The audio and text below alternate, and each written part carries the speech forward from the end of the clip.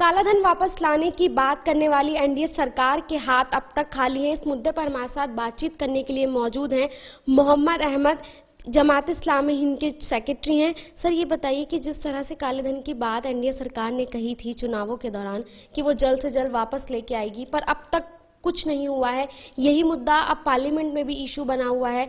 4 दिन से इसी पर बहस हो रही है, लेकिन कोई भी नतीजा निकलता हुआ नहीं दिख रहा है। आप किस तरह लेते हैं? इलेक्शन के ज़माने में भी और इलेक्शन के पहले भी बीजेपी हमें बहुत ज़ोर शोर से ये इशू उठाती रही है, लेकिन शायद उनको इनकी नज़ाकतों का अंदाज़ा नहीं था उस वक्त। और अब जबकि वो खुद इस इशू को उनके उससे पूछा जा रहा है तो पीछे हट रहे हैं। बल्कि बाद उनके अखबारात जो देखते हैं आरएसएस के और बीजेपी के, और जो लोग उनके फेवर में लिख रहे हैं, अब तो वो कह रहे हैं कि बहुत मुश्किल काम है और बड़ी मुश्किल से ये हो पाएगा, और उसमें जो दुश्वारियां आ रही हैं उसका आप तस्करा करने लगे हैं। हालांकि उस वक्त बहुत एग्रेसिव थे। तो हमारा रिएक्शन ये है इस सिलसिले में कि उनको जो वादे उन्होंने किए थे कि हम अगर पावर में आते हैं तो फौरन कालाधन बाहर लाएंगे, और कालाधन कोई थोड़ा बड़ा नहीं है, काफ़ी बड़ा है कालाधन। अगर वो आए तो मुल्क के अवाम के लिए और दूसरे लोगों के लिए बहुत मुफीद साबित होगा। तो हमारा रिएक्शन ये है कि बीजेपी को इधर उधर की बातें न करके अब काले धन को लाने की पूरी कोशिश करनी चाहिए और अपना वादा पूरा करना चाहिए। बिल्कुल, आप कह रहे हैं कि कालाधन छोटा मोटा नहीं है, बहुत बड़ा है। एनडीए सरकार ने ये वादा किया था कि जब कालाधन वापस आएगा सबके खाते में 15-15 लाख रुपए जाएंगे। ऐसे में जब नाम सार्वजनिक करने की बात आ रही है तो अरुण जेटली ने साफ तौर से मना कर दिया है कि वो नाम सार्वजनिक नहीं करेंगे। लेकिन इससे पहले अगर बात करें कांग्रेस की, तो उन्होंने सीधा कांग्रेस पे निशाना साधा था और ये कहा था कि जब नाम सार्वजनिक होंगे तो कांग्रेस को शर्म आ जाएगी। अब अगर वो नाम नहीं सार्वजनिक कर रहे हैं और वो आवाम में नहीं ला रहे हैं, इसका मतलब उनके लोग भी उसमें शामिल हैं।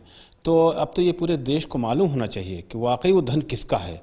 और बीजेपी जो बड़े बड़े वादे और बड़ी बड़ी बातें कर रही थी उस वक्त में, अब उसको नाम भी सार्वजनिक करना चाहिए और कांग्रेस को भी अपने नाम सार्वजनिक करने चाहिए। देखिए, ये बात तो सब तय है कि वहाँ पर ज़्यादातर पैसा पॉलिटिशियंस का है और बड़े बड़े इंडस्ट्रियलिस्ट का है, और उन लोगों का है मिडिल मैन का, जो बीच का काम करते हैं। तो और उनका सबका ताल्लुक इन दोनों पॉलिटिकल पार्टीज से है। तो आवाम की राय ये है और आवाम की ख्वाहिश भी यही है कि उन लोगों का जो उनके नाम भी आने चाहिए और पैसा भी आना चाहिए। नाम तो आने ही चाहिए ताकि दुनिया को मालूम हो जाए कि ऐसे लोग पॉलिटिकल पावर रखते हैं जो खुद काले धन में मुलविस हैं, और एक तरह कहा जाए कि देश के पैसे की चोरी की है उन्होंने, और वो असल में चोर हैं और इसीलिए वो पैसा अपना छुपा रहे हैं और नाम भी छुपा रहे हैं। तो हमारे देशवासियों को मालूम चाहिए, क्योंकि वो उनका पैसा नहीं है, देशवासियों का टैक्स का, बड़ी मेहनत की कमाई है जिनको वो लोगों के पास है, उनके पास पहुंच गई है। मतलब आपको क्या लगता है, जिस तरह से इन्होंने चुनावों में वादा किया था काले धन की, तो वो कहीं ना कहीं चुनावी जो झूठे वादे होते हैं वो एनडीए सरकार के थे? आपकी इस बारे में क्या राय है?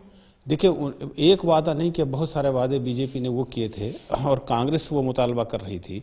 आज वो सारे सर्द खानों में पड़ गए हैं इशूज़। तो खाली काले धन की बात नहीं, बहुत सारे और इश्यूज हैं जिसमें उसको बीजेपी बड़े जोर शोर से उठा रही थी और कांग्रेस को घेर रही थी, लेकिन आज वो सब इश्यूज जो है सर्द खाने में पड़ गए हैं। तो ये सब चुनावी मुद्दे, चुनाव जीतने के लिए, देखिए चुनाव जीतते वक्त जो स्लोगन होते हैं, स्लोगन से देश नहीं चलता। तो आज उस वक्त तो ये बड़े बड़े वादे कर रहे थे, आज उनको ये चाहिए कि फिर रिट्रोस्पेक्शन करें, अपना आत्ममंथन हो और सही बातें वो किया करें। आइंदा देश को मालूम, देश को बहुत दिनों तक बहलावा नहीं जा सकता, बहुत दिनों बहकाया नहीं जा सकता। तो अब उनकी पोल खुल रही है, बीजेपी की भी पोल खुल रही है।